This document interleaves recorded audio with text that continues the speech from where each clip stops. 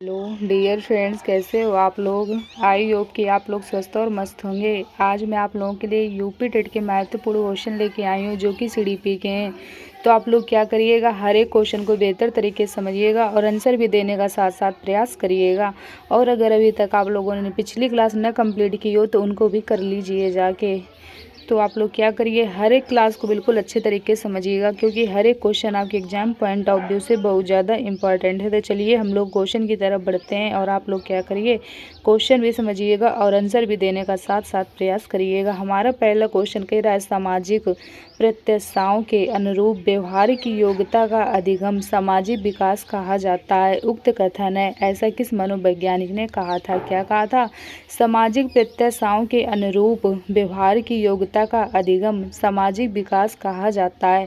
तो ये कथन किसका था। पहला है हरलॉक का, दूसरा कह रहा है टीपिनन का, तीसरा कह रहा है मैकडोगल का, चौथा कह रहा है रॉश का। तो इसका जो राइट आंसर है वो क्या हो जाएगा, ये आपको बताना है। क्या बताना है कि सामाजिक प्रत्याशाओं के अनुरूप व्यवहार की योग्यता का अधिगम सामाजिक विकास कहा जाता है।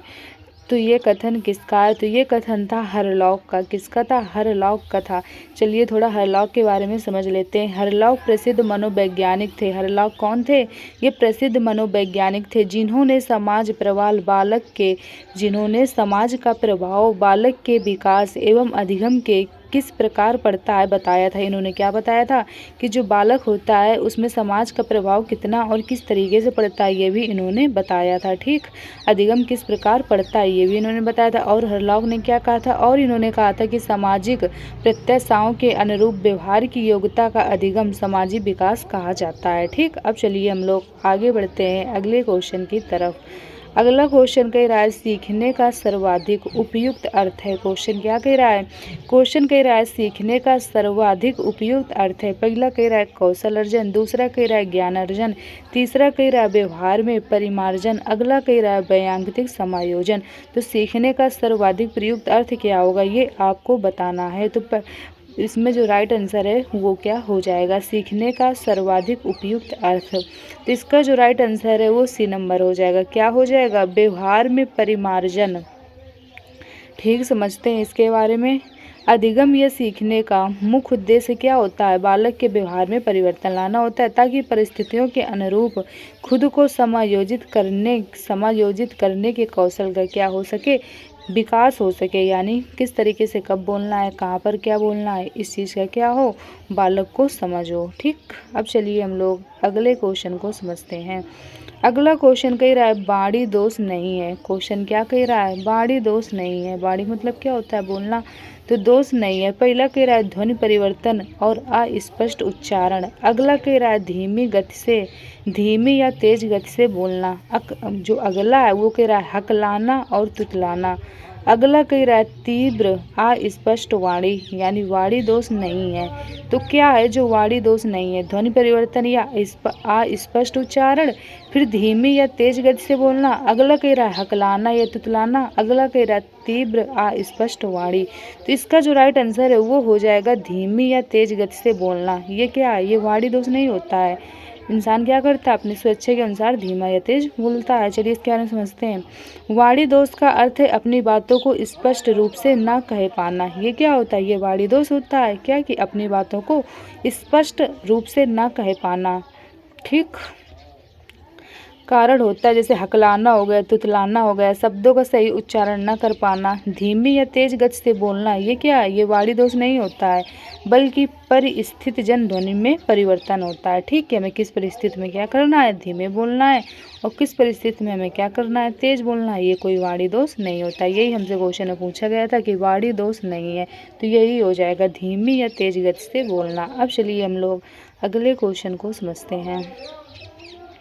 अगला क्वेश्चन कह रहा है, क्या कह रहा है अगला क्वेश्चन कह रहा है प्राथमिक स्तर पर मूल्यों की शिक्षा देने की सर्वोत्तम विधि है। क्वेश्चन क्या कह रहा है, क्वेश्चन कह रहा है प्राथमिक स्तर पर मूल्यों की शिक्षा देने की सर्वोत्तम विधि है, तो कौन सी है। पहला कह रहा है मूल्यों के महत्व को बताना, अगला कह रहा है मूल्यों के पालन न करने पर दंडित करना, अगला कह रहा है अध्यापक के व्यवहार में मूल्य स्थापन, अगला कह रहा है उपरोक्त सभी। तो इसका जो राइट आंसर है वो क्या हो जाएगा, ये आपको बताना है। क्वेश्चन क्या कह रहा था? क्वेश्चन कह रहा था प्राथमिक स्तर पर मूल्यों की शिक्षा देने की सर्वोत्तम विधि है तो कौन सी है? तो इसका जो राइट आंसर है वो सी नंबर हो जाएगा। क्या हो जाएगा? C number. क्या कह रहा है? बालक के व्यवहार में मूल्य स्थापन। चलिए समझते हैं थोड़ा इसके बारे में।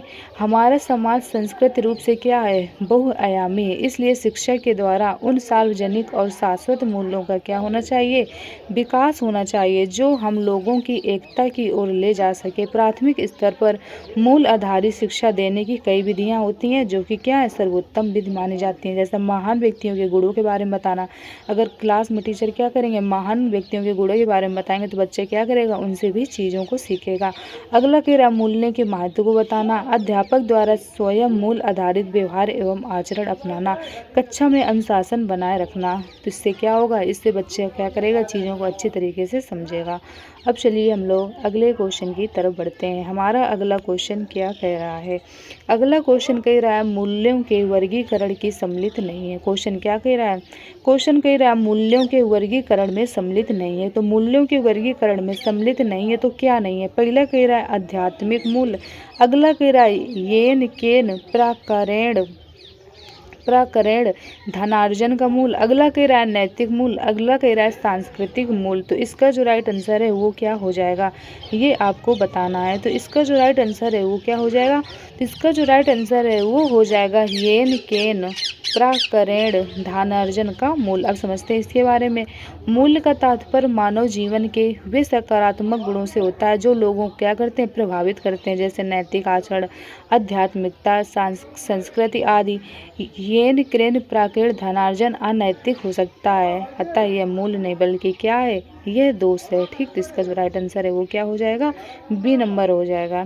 अब चलिए हम लोग अगले क्वेश्चन की तरफ बढ़ते हैं। हमारा अगला क्वेश्चन क्या कह रहा है? अगला क्वेश्चन कह रहा है व्यक्तित्व के संगठन का स्वरूप है। क्वेश्चन क्या कह रहा है? व्यक्तित्व के संगठन का स्वरूप है। तो व्यक्तित्व के संगठन का स्वरूप कौन सा होगा? पहला कह रहा है सामाजिक आर्थिक। दूसरा कह रहा है मनोवैज्ञानिक शारीरिक। अगला कह रहा है सामाजिक राजनीतिक। अगला कह रहा है मनोवैज्ञानिक आध्यात्मिक। तो इसका जो राइट आंसर है वो क्या हो जाएगा? तो इसका जो राइट आंसर है वो दूसरा हो जाएगा। दूसरा क्या कह रहा है? मनोवैज्ञानिक शारीरिक। चलिए समझते हैं थोड़ा इसके बारे में। मनोवैज्ञानिक एवं शारीरिक गुणों के मिलने से एक अच्छे व्यक्तित्व का क्या होता है? निर्माण होता है। इन दोनों गुणों में से किसी एक की अनुपस्थिति से व्यक्तित्व संतुलित विकास नहीं हो सकता है। ठीक, ये भी आपको याद रखना है कि अगर क्या कहा जा रहा है? कहा जा रहा है कि मनोवैज्ञानिक एवं शारीरिक गुणों के मिलने से क्या होता है? एक अच्छे व्यक्तित्व का निर्माण होता है। ठीक, यानी मनोवैज्ञानिक एवं शारीरिक गुण क्या होने चाहिए? दोनों होने चाहिए। यानी जो मतलब सोचने की क्षमता है वो भी अच्छी होनी चाहिए और जो शरीर है वो भी क्या हो? अच्छा हो, तभी क्या होगा? अच्छे व्यक्तित्व का निर्माण होगा। अब चलिए हम लोग अगले क्वेश्चन की तरफ बढ़ते हैं। अगला क्वेश्चन कह रहा है आत्म केंद्रित व्यक्ति होता है। क्वेश्चन क्या कह रहा है? क्वेश्चन कह रहा है आत्म केंद्रित व्यक्ति होता है। तो आत्म केंद्रित व्यक्ति कैसा होता है? पहला कह रहा है अंतर्मुखी। दूसरा कह रहा है बहिर्मुखी। तीसरा कह रहा है उभयमुखी। चौथा कह रहा है सामाजिक निर्भर। तो इसका जो राइट आंसर है वो क्या हो जाएगा? अंतर यानी आत्म केंद्रित व्यक्ति कैसा होता है ये आपको बताना है। तो इसका जो राइट आंसर है वो पहला हो जाएगा। आत्म केंद्रित व्यक्ति कैसा होता है? अंतर्मुखी होता है। चलिए इसके बारे में समझते हैं। अंतर्मुखी व्यक्ति का एक महत्वपूर्ण या आत्म केंद्रित है। क्या कहा जा रहा है? कहा जा रहा है अंतर्मुखी व्यक्ति का एक महत्वपूर्ण गुण या फिर क्या है? आत्म केंद्रित होता है। ऐसे व्यक्ति अकेले रहना पसंद करते हैं तथा वह बाह्य परिस्थितियों के अनुसार खुद को क्या करते हैं? समायोजित करने में क्या करते हैं? कठिनाई महसूस करते हैं। ऐसे लोग निराशवादी होते हैं। अब चलिए हम लोग अगले क्वेश्चन की तरफ बढ़ते हैं। अगला क्वेश्चन कह रहा है अपने ऊर्जा बल। क्वेश्चन क्या कह रहा है?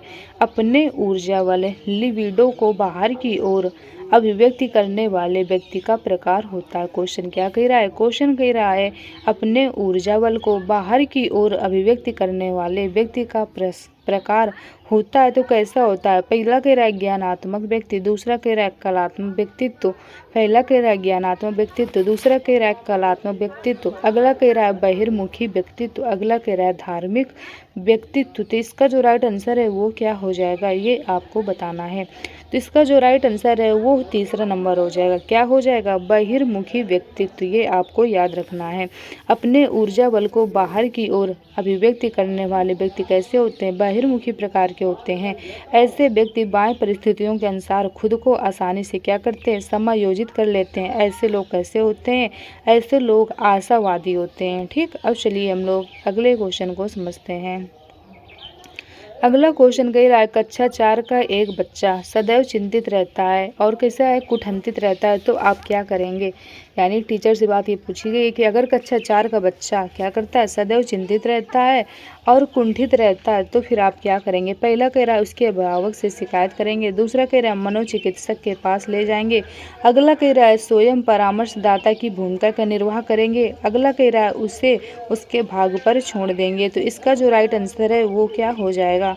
इसका जो राइट आंसर है वो हो जाएगा स्वयं परामर्शदाता की भूमिका का क्या करेंगे? निर्वाह करेंगे। बालक के चिंतित एवं कुंठाग्रस्त होने पर अध्यापक को चाहिए कि सर्वप्रथम बालक से क्या करें? बातचीत करके इसके कारण का पता लगाएं, फिर उसका निराकरण करने का प्रयास करें। अर्थात इस अवस्था में अध्यापक को परामर्शदाता की भूमिका का क्या करना चाहिए? निर्वहन करना चाहिए। ठीक, यानी क्या करें? बच्चे को सलाह दें। अब चलिए हम लोग अगले क्वेश्चन को समझते हैं। अगला क्वेश्चन कह रहा है भाषा विकास का सिद्धांत नहीं है। क्वेश्चन क्या कह रहा है? क्वेश्चन कह रहा है भाषा विकास का सिद्धांत नहीं है। इसमें नहीं पूछा गया यानी नेगेटिव। पहला कह रहा है अनुबंधन का सिद्धांत, दूसरा कह रहा है अनुकरण का सिद्धांत, तीसरा कह रहा है अतिरिक्त शक्ति का सिद्धांत, अगला कह रहा है परिपक्वता का सिद्धांत। क्वेश्चन क्या कह रहा था? क्वेश्चन कह रहा था भाषा विकास का सिद्धांत नहीं है। इनमें से कौन सा भाषा विकास का सिद्धांत नहीं है ये आपको बताना है। तो इसका जो राइट आंसर है वो हो जाएगा अतिरिक्त शक्ति का सिद्धांत। क्या हो जाएगा? अतिरिक्त शक्ति का सिद्धांत। चलिए समझते हैं इसके बारे में। भाषा विकास का तात्पर्य ऐसे विकास से होता है जिसमें बालक क्या करता है? अपने विचारों एवं भावों को क्या कर सके? अभिव्यक्ति कर सके। भाषा विकास के मुख्य सिद्धांत निम्न हैं। कौन कौन से हैं? यही जो दिए गए हैं, अनुबंधन का सिद्धांत, अनुकरण का सिद्धांत और परिपक्वता का सिद्धांत। अतिरिक्त शक्ति का सिद्धांत भाषा विकास का सिद्धांत क्या है? नहीं है। निगेटिव पूछा गया था, तो इसका जो राइट आंसर है वो यही हो जाएगा। अब चलिए हम लोग अगले क्वेश्चन को समझते हैं। हमारा अगला क्वेश्चन क्या कह रहा है? तो आई होप आप लोगों को यहाँ तक के क्वेश्चन बहुत बेहतर तरीके से समझ में आए होंगे और आपने क्या किया होगा? हर एक क्वेश्चन को अच्छी तरीके से समझा भी होगा। आप लोगों को क्या करना है? हर एक क्वेश्चन को अच्छी तरीके से समझते चलना है, क्योंकि हर एक क्वेश्चन आपके एग्जाम पॉइंट ऑफ व्यू से बहुत ज़्यादा इम्पॉर्टेंट है।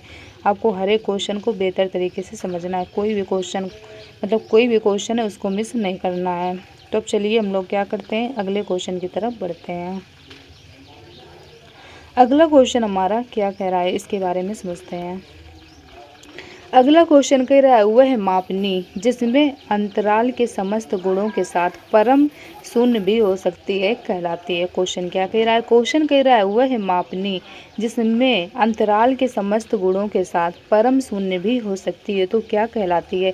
पहला कह रहा है नामित मापनी, दूसरा कह रहा है क्रम सूचक मापनी, अगला कह रहा है अंतराल मापनी, अगला कह रहा है अनुपात मापनी। तो इसका जो राइट आंसर है वो क्या हो जाएगा? तो इसका जो राइट आंसर है वो डी नंबर हो जाएगा। क्या हो जाएगा? अनुपात मापनी। समझते हैं इसके बारे में।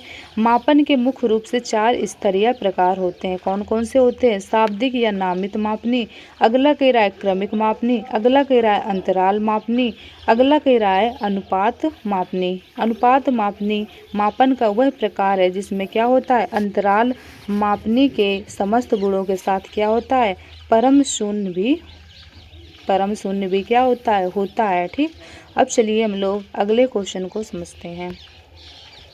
अगला क्वेश्चन कह रहा है फ्रायड के अनुसार हमारे मूल्यों का आंतरिकीकरण, फिर खाली जगह दी हुई है में होता है, तो इसकी जगह मतलब इस खाली जगह में कौन सा ऑप्शन है जो कि आएगा सही? पहला कह रहा है इदम, दूसरा कह रहा है अहम, तीसरा कह रहा है परायम, चौथा कह रहा है परिस्थितियों। तो इसका जो राइट आंसर है वो क्या हो जाएगा? क्वेश्चन क्या कह रहा था? क्वेश्चन कह रहा था फ्रायड के अनुसार हमारे मूल्यों का आंतरिकीकरण खाली जगह में होता है, तो इसका जो राइट आंसर है वो सी नंबर हो जाएगा। क्या हो जाएगा? परा आयम। चलिए समझते हैं इसके बारे में। सिगमंड फ्रायड ने व्यक्तित्व को स्पष्ट करने के लिए मनोविश्लेषणात्मक सिद्धांत का क्या किया था? प्रतिपादन किया था। व्यक्तित्व के मनोविश्लेषणात्मक सिद्धांत के 2 मुख्य संप्रत्यय थे। कौन कौन से थे? एक था चेतन, अर्धचेतन व अचेतन, और जो दूसरा था वो कौन था? ईदम, आहम व परम आहम माने जाते हैं। फ्रायड ने व्यक्ति संरचना में ईदम, आहम एवं अत्यायम यानी परायम, इन तीनों तत्वों को विशेष महत्व दिया था। ठीक, फिर समझते हैं आगे क्या कह रहे हैं। विशेष महत्व दिया था। इनके अनुसार जब ये तीनों तत्व एक दूसरे के साथ समन्वित होकर कार्य करते हैं तो अपने व्यक्तित्व को क्या करते हैं?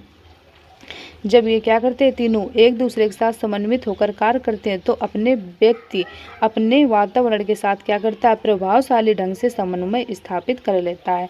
और फ्रायड के अनुसार ईद के बारे में इन्होंने क्या बताया था, इसके बारे में समझ लेते हैं। ये क्या होता है? इन्होंने कहा था कि व्यक्ति को अपनी दमित इच्छाओं की तत्काल पूर्ति करने के लिए प्रयास करने हेतु उकसाता, जबकि परायम क्या होता है? इसमें होता है सामाजिक मान्यताओं व परंपराओं के अनुरूप कार्य करने की प्रेरणा देती है। और एक आयम यानी ईगो होता है। ये क्या होता है? इन दोनों के मध्य अंतःक्रिया करके व्यक्ति को वास्तविक धरातल पर तालमेल बैठाने का प्रयास करता है। तो परा आयम सामाजिक मान्यताओं, संस्कारों एवं आदर्शों से संबंधित होता है और इसे क्या कहा जाता है? और इसे आत्मा के अंतःकरण की पुकार भी कहा जाता है। किसको कहा जाता है? परा आयम को कहा जाता है। ये भी आपको क्या करना है? याद रखना है। ठीक, तो इसका जो राइट आंसर है वो क्या हो जाएगा? ये हो जाएगा परा आयम। अब चलिए हम लोग अगले क्वेश्चन को समझते हैं। अगला क्वेश्चन कह रहा है व्यवहारवादी, फिर खाली जगह दी गई है। ने कहा मुझे नवजात शिशु दे दो, मैं उसे डॉक्टर, वकील, चोर जो चाहूँ बना सकता हूँ। तो ऐसा किस मनोवैज्ञानिक ने कहा था? तो ऐसा कहा था वाटसन नामक मनोवैज्ञानिक ने। किसने कहा था? वाटसन नामक मनोवैज्ञानिक ने कहा था। इनके बारे में समझ लेते हैं। वाटसन अमेरिका के प्रसिद्ध मनोवैज्ञानिक थे। वाटसन व्यवहारवादी मनोवैज्ञानिकों में अग्रणी थे। ये भी आपको क्या करना है? याद रखना है। वाटसन ने मनोविज्ञान के क्षेत्र में व्यवहारवाद को स्थापित किया और मानव विकास में व्यवहारवाद की भूमिका को महत्वपूर्ण माना। इन्होंने अपने व्यवहारवादी दृष्टिकोण को 1913 में कोलंबिया विश्वविद्यालय में प्रस्तुत किया। इनका कथन क्या था? इनके कथन के बारे में समझते हैं। इन्होंने यही बात कही थी कि मुझे नवजात शिशु दे दो, मैं उसे डॉक्टर, वकील, चोर जो चाहूँ क्या कर सकता हूँ, बना सकता हूँ। तो ऐसा किस मनोवैज्ञानिक ने कहा था? ऐसा वाटसन नामक मनोवैज्ञानिक ने कहा था। अब चलिए हम लोग अगले क्वेश्चन को समझते हैं। अगला क्वेश्चन कह रहा है ध्यान आकर्षित होने पर, फिर खाली जगह दी हुई है, की प्रमुख भूमिका होती है। ध्यान आकर्षित होने में किस चीज़ की है जो कि क्या होती है? प्रमुख भूमिका होती है। पहला कह रहा है उद्दीपन की तीव्रता, अगला कह रहा है उद्दीपन की उपापदेयता, अगला कह रहा है उद्दीपन की विश्वसनीयता, अगला कह रहा है उद्दीपन की सक्रियता। तो इसका जो राइट आंसर है वो क्या हो जाएगा? तो इसका जो राइट आंसर है वो हो जाएगा उद्दीपन की तीव्रता। क्या हो जाएगा? उद्दीपन की तीव्रता हो जाएगा। उद्दीपन की तीव्रता ध्यान आकर्षित करने की क्या होती है? महत्वपूर्ण भूमिका निभाती है, क्योंकि उद्दीपन की तीव्रता जितनी ज़्यादा होती है व्यक्ति न चाहते हुए भी उतनी तरफ क्या होता है? आकर्षित हो जाता है। ठीक, अब चलिए हम लोग अगले क्वेश्चन को समझते हैं। अगला क्वेश्चन हमारा क्या कह रहा है? अगला क्वेश्चन कह रहा है SOR किसके द्वारा प्रस्तावित किया गया था? क्वेश्चन क्या कह रहा है?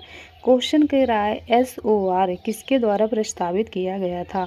पहला कह रहा है वाटसन के द्वारा, अगला कह रहा है कोफका के द्वारा, अगला कह रहा है कोहलर के द्वारा, अगला कह रहा है गेस्टाल्टवादी मनोवैज्ञानिकों के द्वारा। तो इसका जो राइट आंसर है वो क्या हो जाएगा? तो इसका जो राइट आंसर है वो चौथा नंबर हो जाएगा। चौथा क्या कह रहा है? गेस्टाल्टवादी मनोवैज्ञानिकों।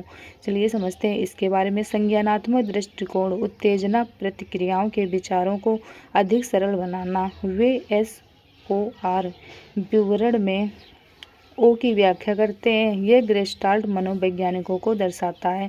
गेस्टाल्ट बताते हैं कि किसी वस्तु का अर्थ न केवल उत्तेजना और प्रतिक्रिया का परिणाम है बल्कि क्या है? अपने पर्यावरण को समझने में ओ की क्या होती है? सक्रिय भागीदारी भी होती है।